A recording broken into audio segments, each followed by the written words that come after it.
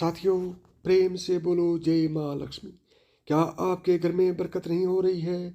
यदि आपके घर में बरकत नहीं होती है तो आप इन चीज़ों का ध्यान नहीं रखते हो, और इन चीज़ों का ध्यान रखोगे तभी आपके घर में बरकत होगी।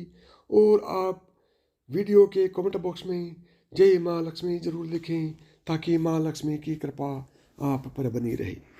हिंदू धर्म में पूजा पाठ को बड़ा महत्व दिया गया है और रोज भगवान की पूजा को अनिवार्य बताया गया है। लोग इसका पालन भी करते हैं, लेकिन कई बार देखा गया है कि कुछ लोग हमेशा इस बात की शिकायत करते हैं कि वो पूजा तो कर रहे हैं लेकिन उन्हें पूजा का फल नहीं मिल रहा। दिन रात भगवान के नाम को भजते हैं लेकिन भगवान उनकी प्रार्थना नहीं सुन रहे। इसके कई कारण हो सकते हैं, लेकिन एक बड़ा कारण पूजा के नियमों में गड़बड़ी होना भी है। लोग जाने अनजाने में भगवान को कुछ ऐसा चढ़ा देते हैं जो उन्हें प्रिय नहीं होता।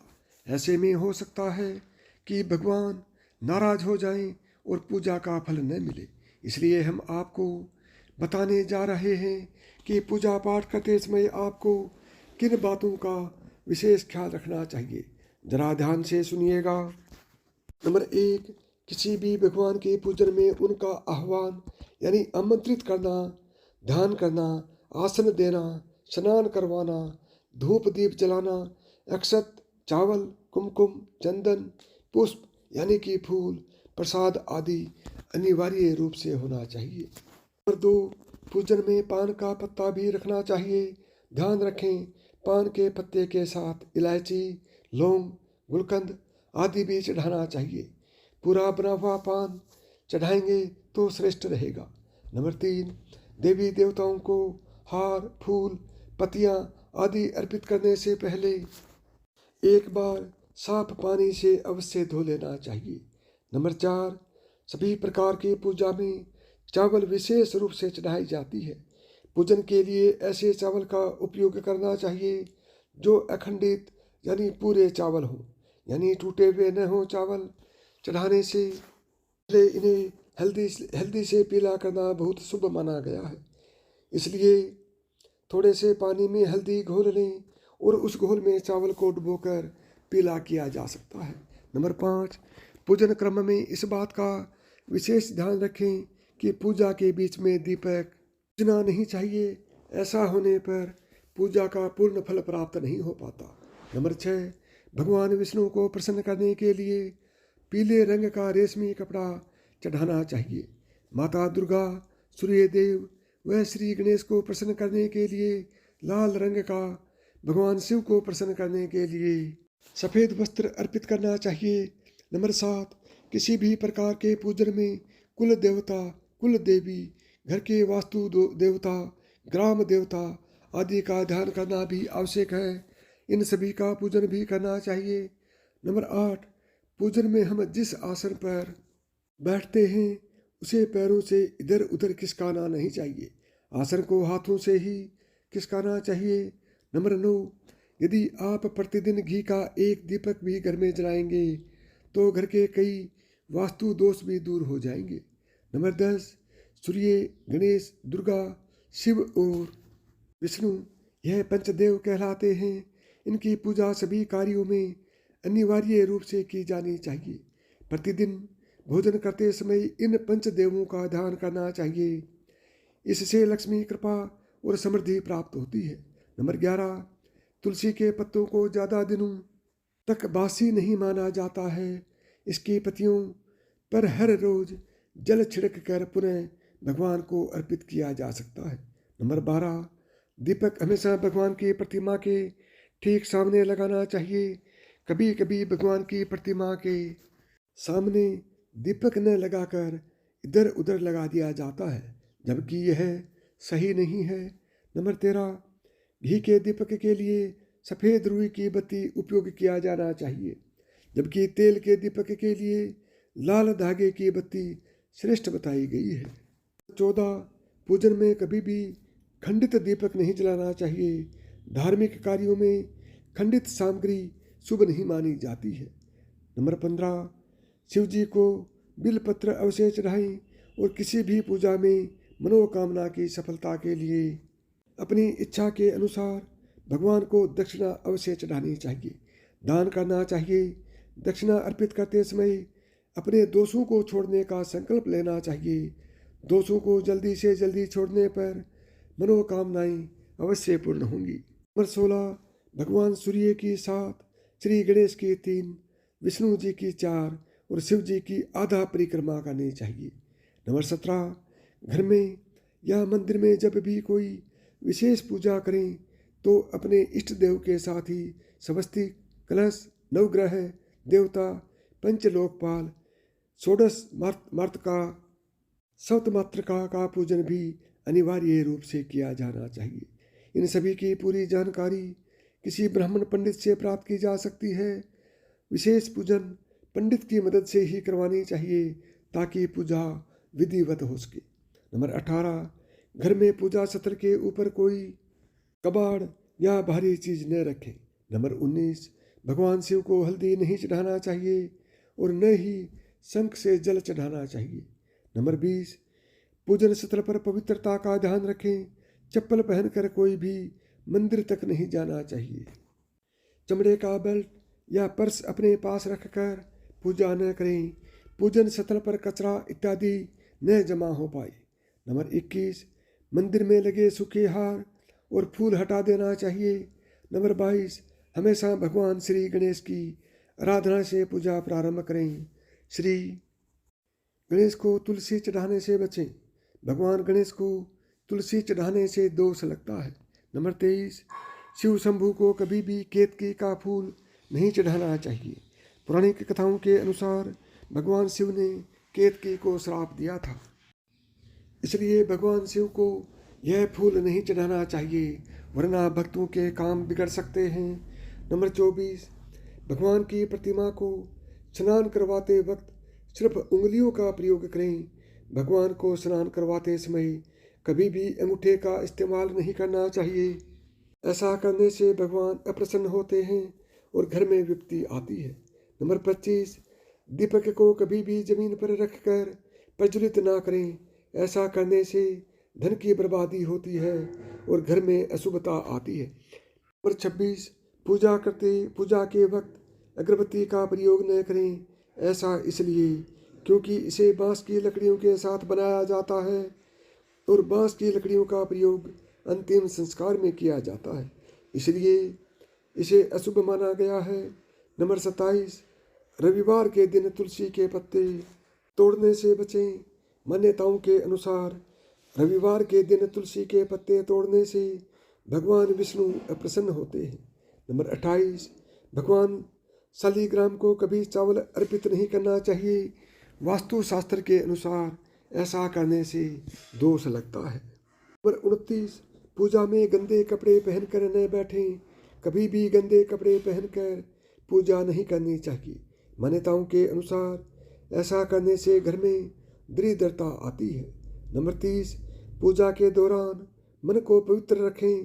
कभी भी पूजा करते समय मन को दूषित नहीं रखना चाहिए। कहा जाता है कि पूजा के दौरान मन में बुरे ख्याल रखने से पूजा का फल प्राप्त नहीं होता। नंबर 31, पूजा में इस्तेमाल किए गए फूल अगर सूख जाएं तो उन्हें कभी भी फेंके नहीं।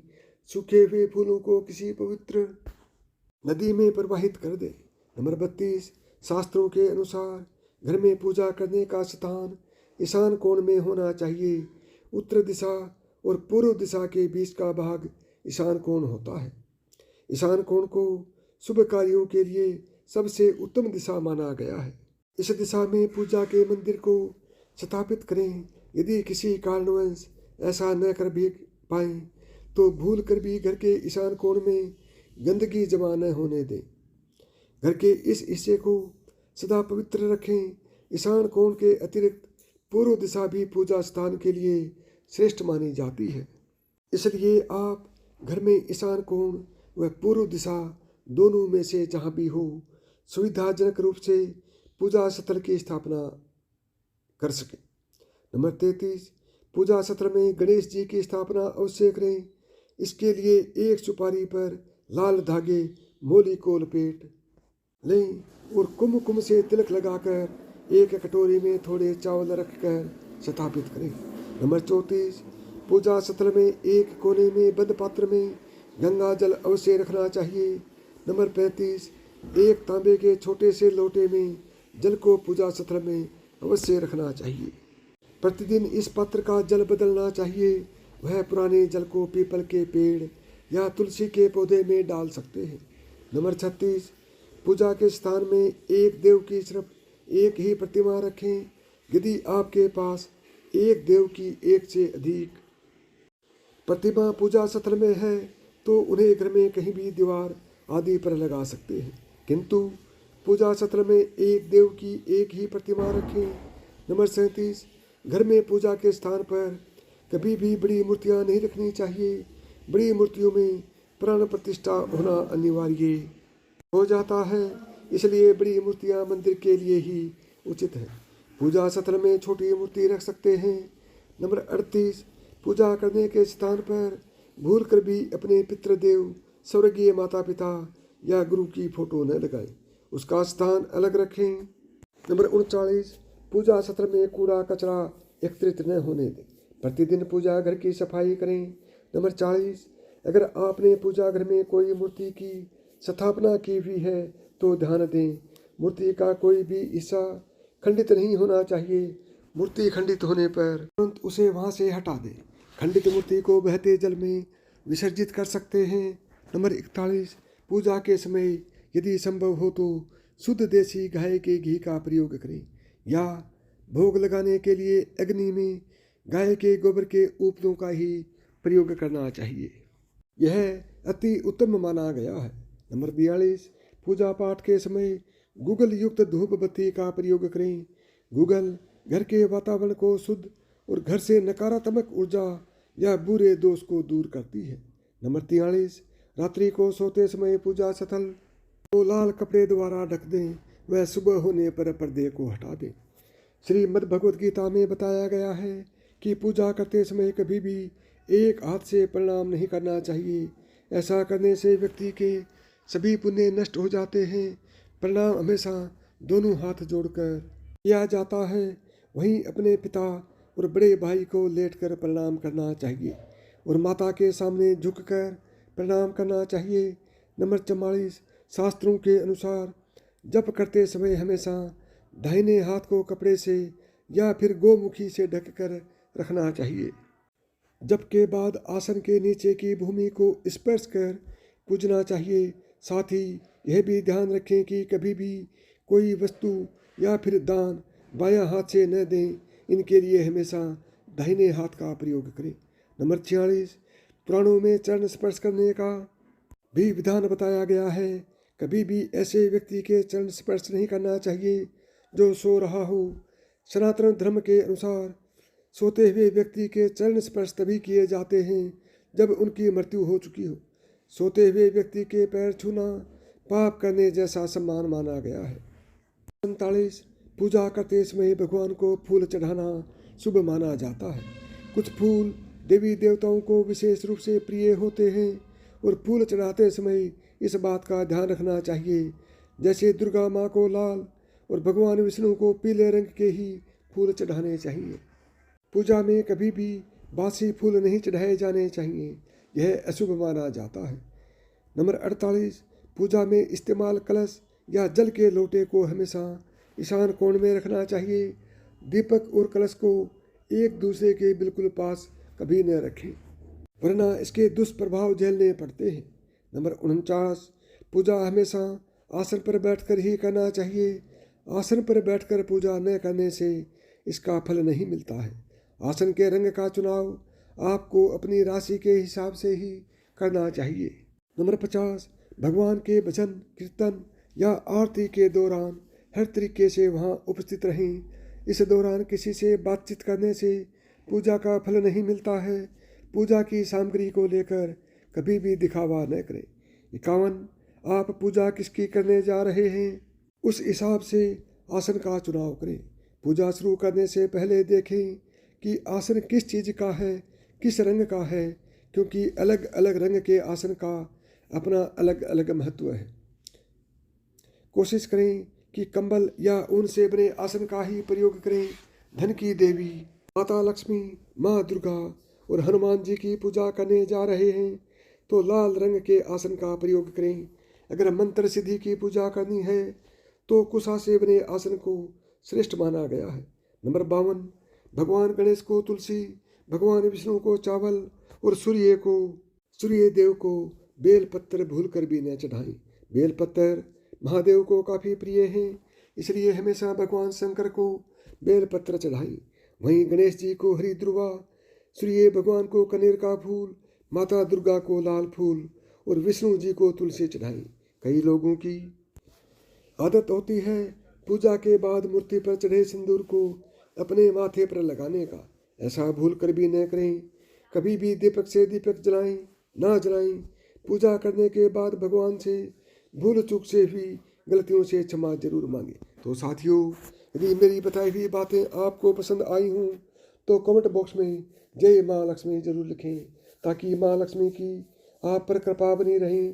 साथ ही वीडियो को लाइक, शेयर और सब्सक्राइब जरूर करें। सब्सक्राइब करने के साथ ही ऑल बटन को दबाएं, ताकि मेरे आने वाले प्रत्येक वीडियो का नोटिफिकेशन आपको सबसे पहले मिले। दोस्तों, प्रेम से बोलो जय माँ लक्ष्मी।